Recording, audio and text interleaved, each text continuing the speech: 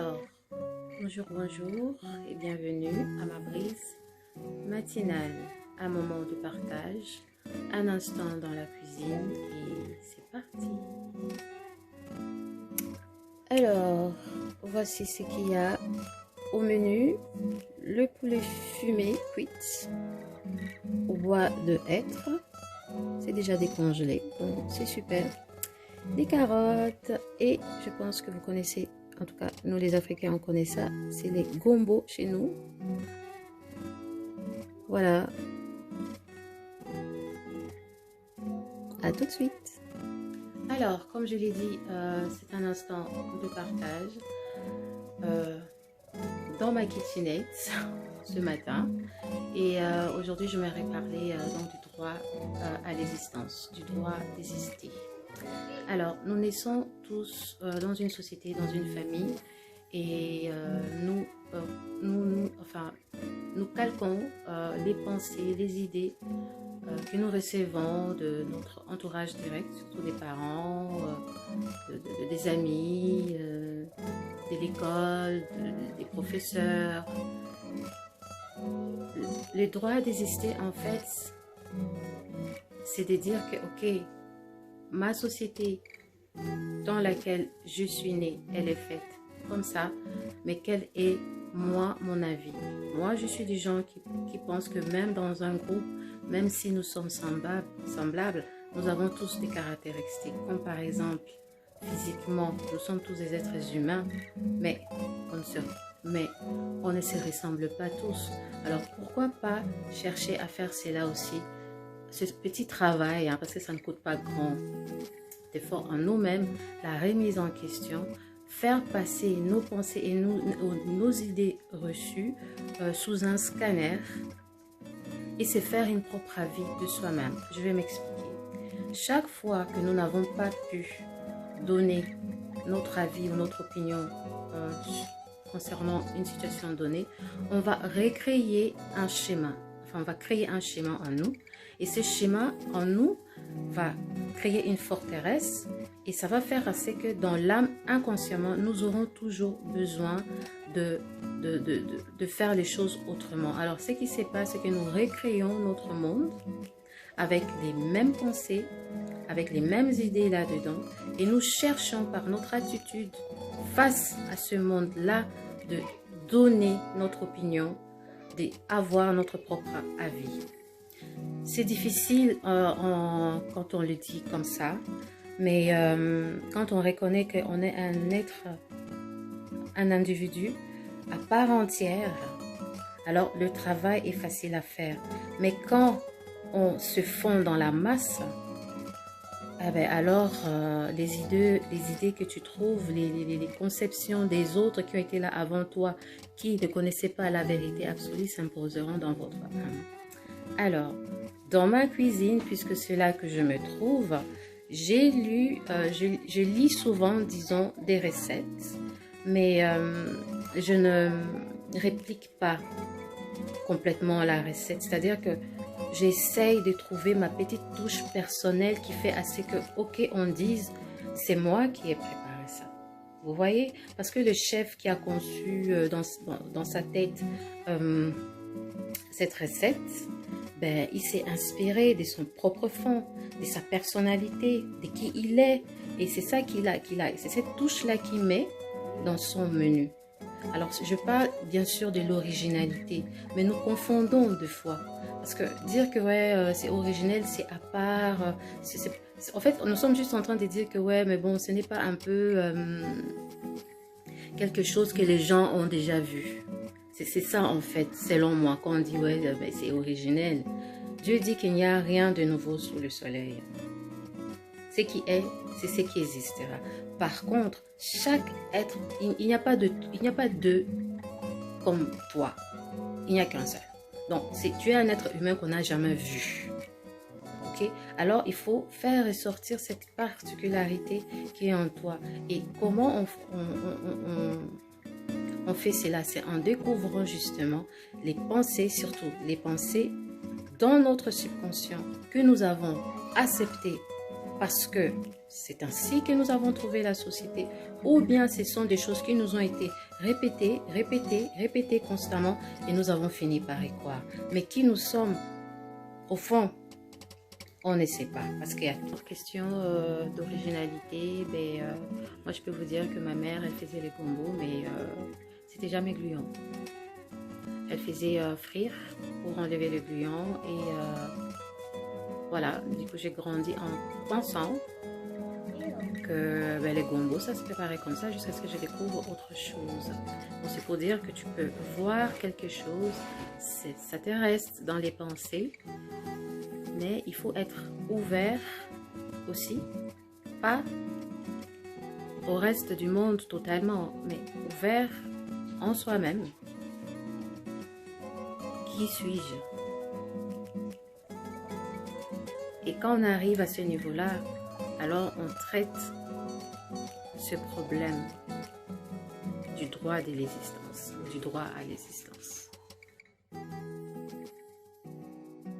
Alors, nous voici de retour, partie 2. Ça, c'est notre mixture, poivron, carottes, poireaux. On va rajouter cela à ceci. Et ensuite, on va mettre notre gombo. Alors, la touche personnelle, c'est la carotte dans cette mixture. Pour apporter ce petit goût frais, ce petit goût de printemps, été.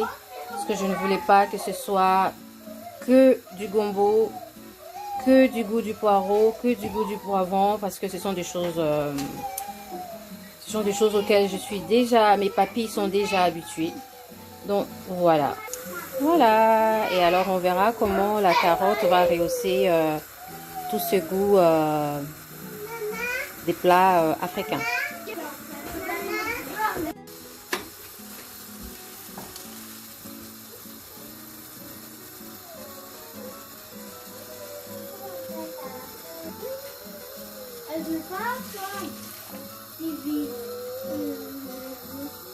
Alors, bienvenue dans mon coup de gueule. Je suis à ma table, disposée pour l'occasion. Il cherche à te dominer pour pouvoir te contrôler. Tu cherches à t'imposer pour pouvoir le changer. C'est parti. Voilà, changement de décor pour pouvoir créer ce sentiment de cœur à cœur parce que je vais vraiment partager, okay? Bien que ce soit un coup de gueule. Alors, il y a nombreuses relations qui sont dans ce dysfonctionnement que je viens de citer. Et cela cause en fait un rapport de force ou une situation gagnant-perdant.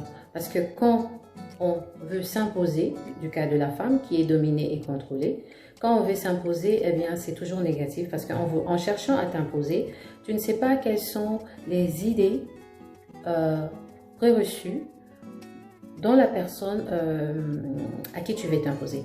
Et l'autre personne ne sait pas quelles sont les blessures et les douleurs intérieures que la femme a en elle et qui feront à ce que sa réaction vis-à-vis de cette domination et ce contrôle, en fait sa réaction vis-à-vis de cette domination et de ce contrôle dépendra donc de toutes ces blessures et de tout ce bagage émotionnel qu'elle trimballe depuis donc 2 années. Alors mon conseil c'est quoi? Pour créer une relation harmonieuse, il faut se retrouver sur le même plan en ce qui concerne préconception, conception, idée reçue. Je me réfère toujours de la Bible. Avant que Adam ne soit mis en relation avec Ève, il a eu le temps de se différencier des animaux. Ce fut un processus au cours duquel Dieu a permis à l'homme de s'identifier en tant qu'être humain créé à l'image et à la ressemblance de son Créateur. Parce que si il devait reconnaître dans la guénon, qui est la femelle du singe, sont semblables, vous imaginez qu'aujourd'hui, nous aurons eu des monstres. Parce que je pense que Dieu aurait été obligé d'accepter son choix. Vu que Dieu, c'est un gentleman. Et puis voilà.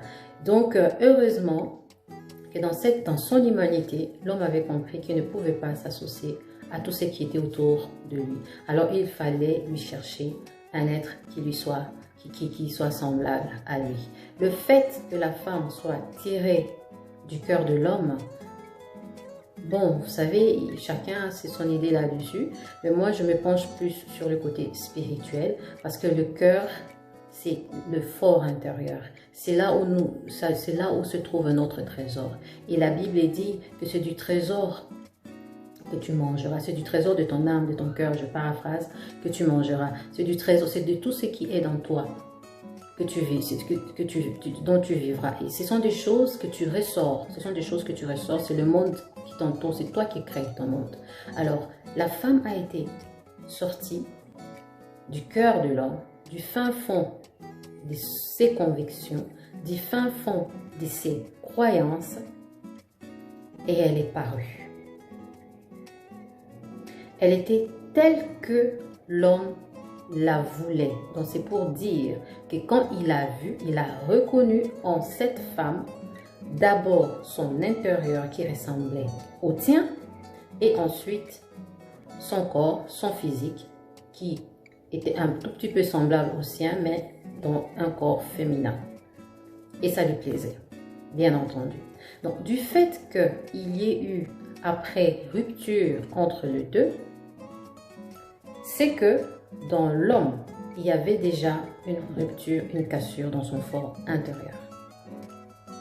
Et c'est ce qui s'est manifesté. Parce que cette femme avait été tirée de son propre fort, de ses pensées, de ses convictions. Il était d'accord que c'est avec celle-là qu'il faudra fonctionner. Pour qu'il y ait une harmonie, il faut que les deux personnes soient sur le même plan. Malgré qu'il y ait eu rupture à cause de la désobéissance, à cause de cette cassure qu'il y a eu, à un moment donné, ils n'ont pas divorcé. Ce n'est pas parce qu'ils n'avaient pas le choix.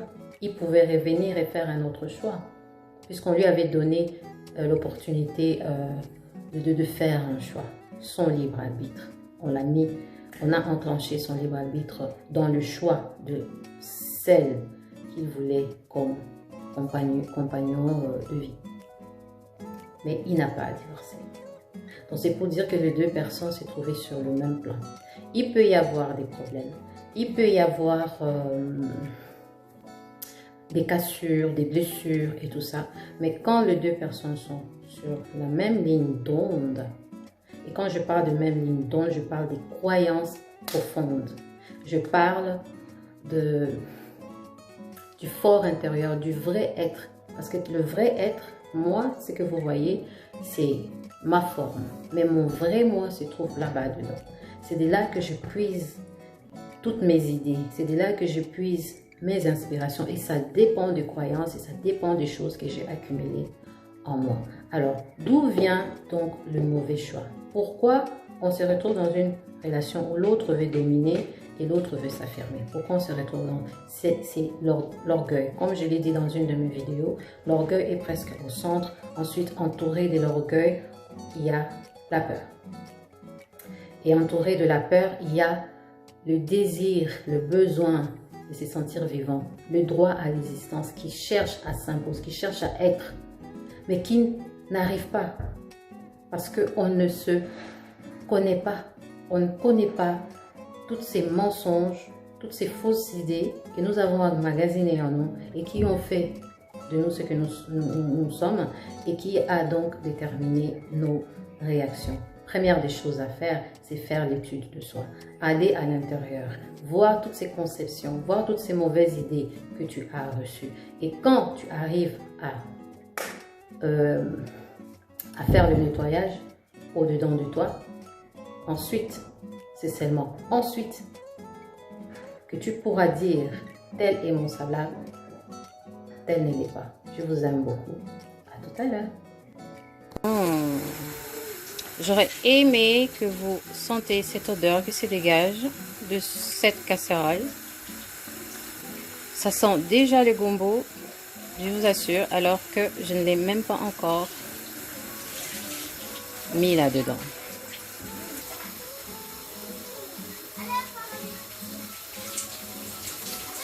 À tout à l'heure. Alors, parlons du cœur en tant que notre trésor où nous puisons les ressources de notre vie. L'erreur commise par Ève dans le jardin d'Éden n'était qu'une aspiration profonde de l'homme intérieur d'Adam. Cette femme, Ève, a été tirée des convictions profondes d'Adam. Qu'est-ce que je veux dire par là? Nous nous prédisposons,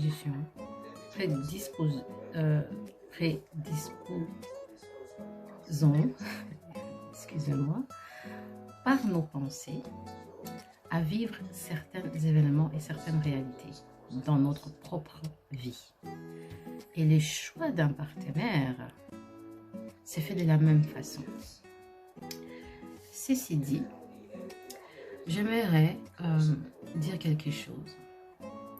Un grand homme a dit et continue de dire: venez à moi, vous tous qui êtes fatigués et chargés, et je vous donnerai du repos. Prenez mon joug et suivez mes instructions, car je suis humble de cœur et mon joug est léger. Et vous trouverez du repos pour vos âmes. Ce grand homme, bien, c'est Jésus-Christ. Je ne peux parler du bien-être sans mentionner que le repos de l'âme est possible qu'à cette condition. Recevoir le Christ dans son cœur. Un vrai coaching commence par le fait de dire aux personnes ou à la personne en face de vous que l'homme n'est pas en mesure d'atteindre un niveau de repos par lui-même. Parce que le Christ en vous, c'est un esprit saint. Cet esprit saint,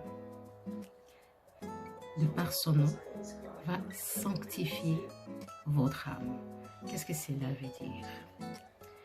Les blessures intérieures, les mauvaises conceptions, les fausses idées et les fausses vérités sont mis sous la lumière du projecteur par le Saint-Esprit. Il est dit que l'esprit de l'homme est la lampe de Dieu. Cet esprit qu'est l'homme doit être allumé, animé, vous comprenez? Pour que l'homme arrive à saisir les choses de l'esprit, il faut que le Saint-Esprit soit en lui. Parce que l'homme de par lui-même n'a pas un esprit saint. Il peut avoir reçu une très bonne éducation, une belle profession, il peut être beau, elle peut être belle, mais l'esprit de l'homme n'est sanctifié que par le Saint-Esprit. Et c'est ce Saint-Esprit-là qui amène cette présence divine qui va mettre en lumière toutes les blessures intérieures accumulées, toutes les fausses vérités reçues. Il va les exposer, il va les confondre avec la vérité absolue qui est la parole de Dieu. Et c'est ainsi que le subconscient peut être changé par le renouvellement de l'intelligence. Parce que avoir des pensées positives n'est pas suffisant. c'est difficile d'accepter, mais ça n'empêche pas que c'est la vérité.